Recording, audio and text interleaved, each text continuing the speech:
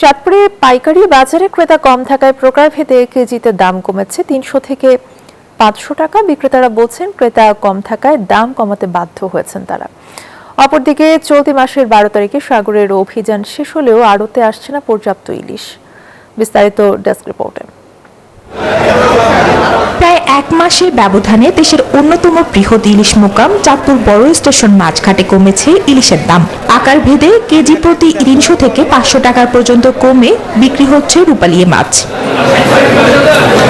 ব্যবসায়ীরা বলছেন বাজারে ক্রেতার উপস্থিতি কমে যাওয়ায় দাম কমাতে বাধ্য হয়েছেন তারা।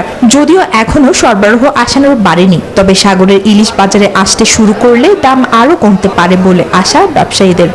1 কেজি 100 গ্রাম 200 গ্রাম এই মাছটা ধরে 3000 থেকে 3200 টাকা, এখন 2600-2700 টাকা এভাবে পাইতেছেন। পানি একটু বাড়বে, মাছও বাড়বে, তখন দেখা গেছে গ্রাহকরাও মাছ একটু কম দামে কিনতে পারবে আর কি। প্রতি কেজি মাছে 1 কেজি সাইজের মাছে কমেছে আপনার কেজিতে 500 টাকা।